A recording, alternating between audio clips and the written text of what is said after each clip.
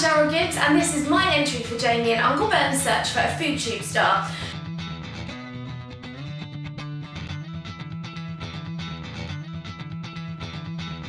It's basic, it's simple, but above all, it's really, really tasty.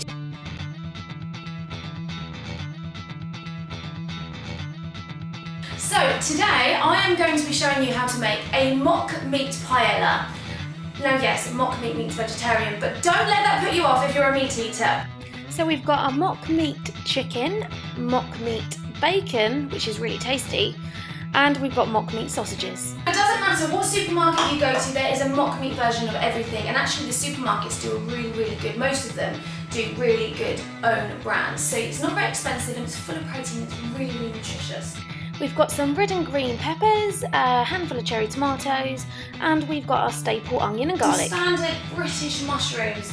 I am obsessed with mushrooms. If I can do every dish that includes mushrooms, I'd be one very happy lady. Now I did try to get some oyster mushrooms because they are amazing in paella. Unfortunately, they didn't have them in the supermarket. So we will do our best with what we have. Got our water on the boil. We've got our Uncle Ben's long grain rice. The great thing about paella is it's just a big mashup of loads of different ingredients, and you really can experiment. Just do whatever you want.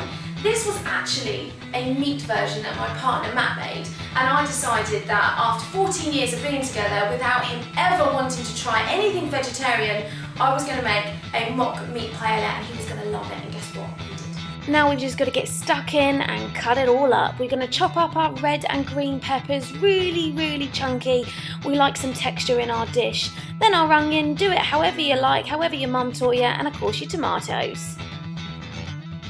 What's also really good about peppers in a paella is they absorb so much water. So when you put it in with the quite dry rice, it just adds a bit of texture to it, adds a bit of moisture, and it just gives it a real lift. So definitely recommend peppers. Really isn't also any particular amount that you need for each ingredient. I'm probably going to get about 4 or 5 meals out of this, which is perfect for me because I can just whack it in the freezer, bring it out on a Tuesday night when I really can't be bothered to cook.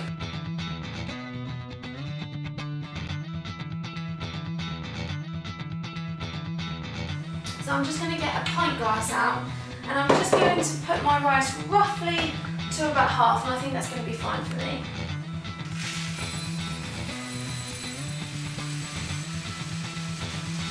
So our water's on the boil. I'm just going to add a pinch of salt for some seasoning into the water, and we'll just give it a quick mix round.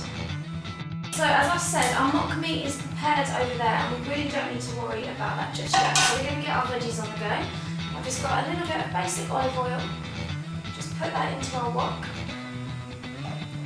Just give it a whiz round.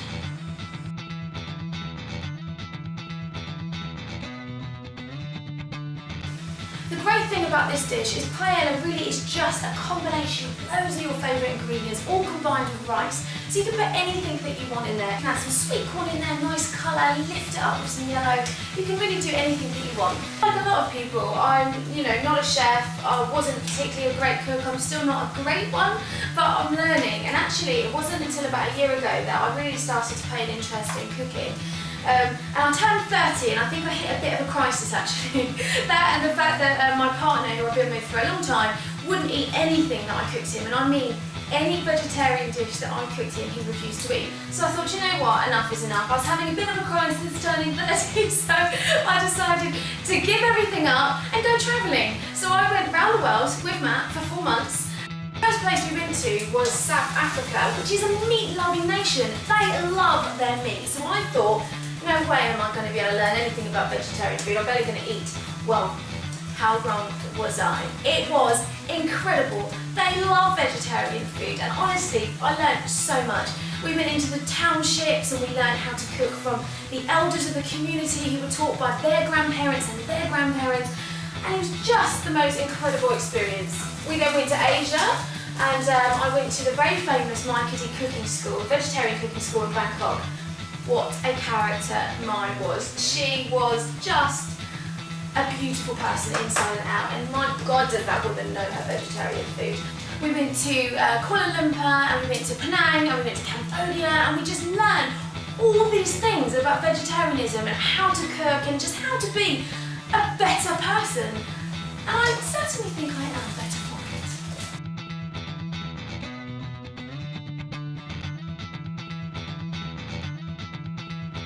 So, as you can see, our rice is really starting to gather momentum now.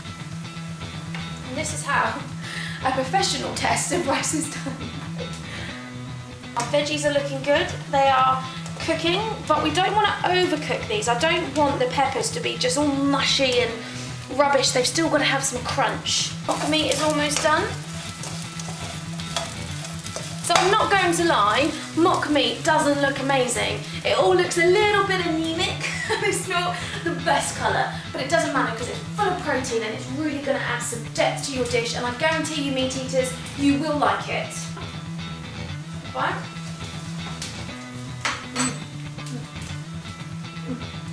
Honestly, meat eaters, just give it a go. It's so healthy for you, it's full of protein, and you're not going to find anything dodgy in it, like horse. You can kind of put anything that you want in there. I've just gone for a very basic seasonal, and we're just going to stir it up. Oh, the smell coming off this. Oh, we've got some garlic in there, we've got some pepper, we've got some salt, we've got a bit of Mexican fajita flavouring in there. We're just putting it all together for this really hearty and beautiful dish. Rice is almost done. That's done. So, we're going to turn everything off for a second, and as you can just see from here, there's quite a lot of excess juice. So we don't want too much because the rice already absorbs quite a lot of water, so we're just going to take this to the sink and we're just going to drain it off. I'm just going to put all the veggies in with the mock meat, and then we're going to add our bacon and our tomatoes, which aren't yet cooked. So we're going to put all of that in there so we can get the rice in here.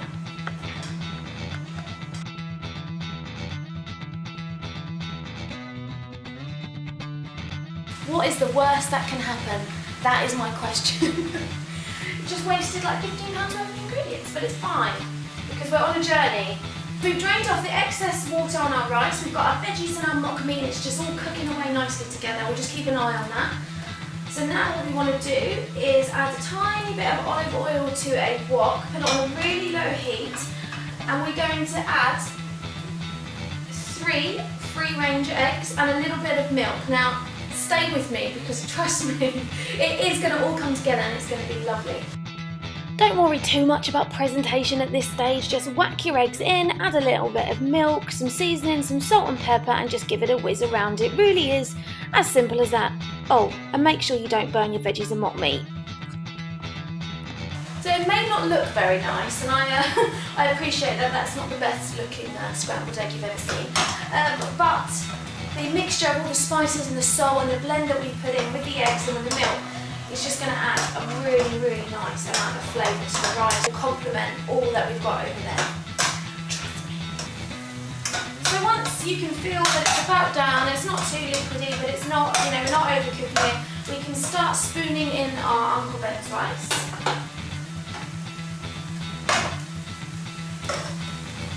So we've got all the rice in, all the egg. There's a little bit of onion floating in around there from when the veggies was in. That is just about done. Now, we're going to blend it all together.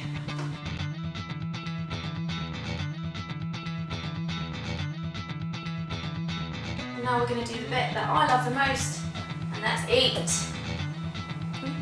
Bon appetit.